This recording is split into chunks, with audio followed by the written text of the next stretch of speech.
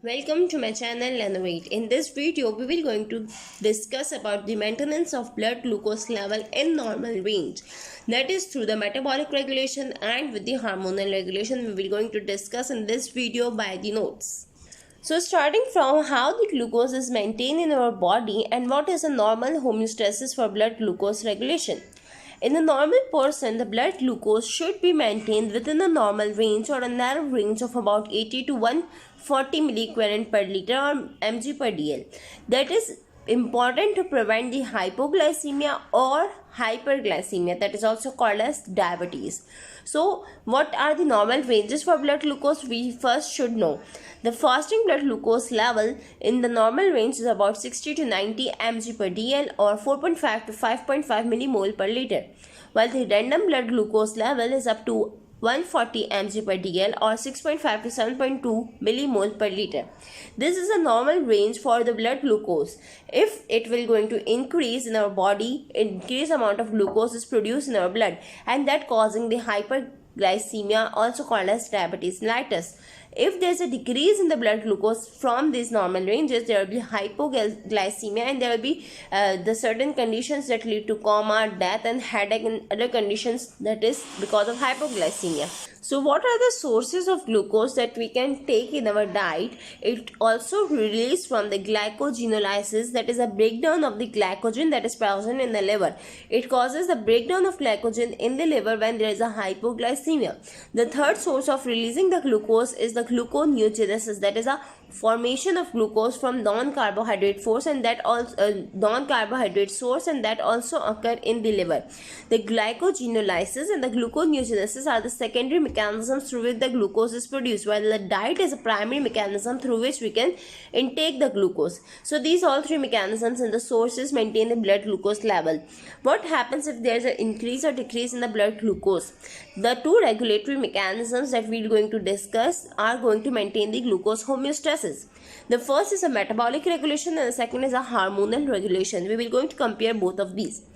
In the metabolic regulation, what take place? The liver, that is an important glucose buffering mechanism, is important in buffering the blood glucose. How? Because liver have the certain cycles that are the Cori cycle, the glucose alanine cycle also work in liver that produce the glucose from the non-carbohydrate sources, that is the amino acid. Certain amino acids are incorrupted and it will going to perform the function of gluconeogenesis, and then there will be release of blood glucose. So in this way, liver will going to prevent the hypoglycemia. In the second step, what we can see that in the state of starvation, the liver start the gluconeogenesis that I have explained above.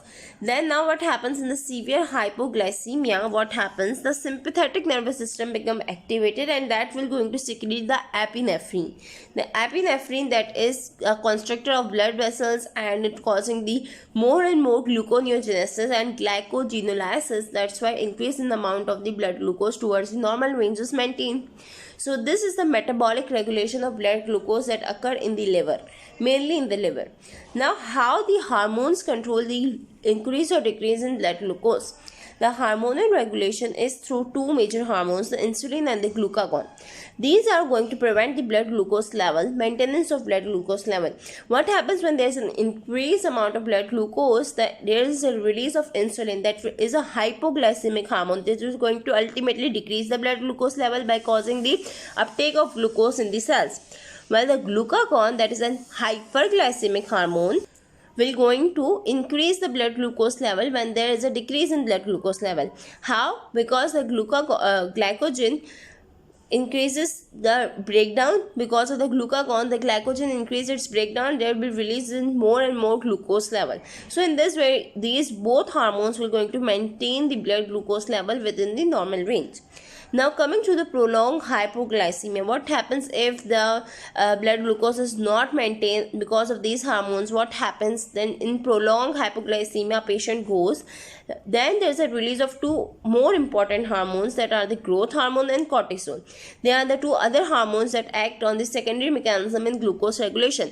How? The growth hormone and cortisol both will going to decrease the rate of glucose utilization in the body cells and increase the rate of glucose utilization in the the brain cells, and also it will going to increase the gluconeogenesis and glycogenolysis. In this way it will going to maintain the blood glucose level during the prolonged hypoglycemia. Okay, now the next condition is that why this is important to maintain the blood glucose level in the normal range, why the homeostasis of glucose is maintained, and why it is important. The most important mechanism and most important advantage of this maintenance of blood glucose level is because these all the blood glucose is used for the epithelial cells of the gonads, retina, and the brain tissues. These three areas of our body only use glucose as their source of nutrition. So for their nutrition, that is important, the blood glucose level is maintained in a normal range. So this is the main and the major advantage of maintaining the blood glucose level. So this was all about the maintenance of blood glucose, and I have prepared these notes for you guys. I hope you'll be explained well. Thank you for watching. Subscribe for more, and don't forget to comment below. Like, share, and subscribe. Thank you.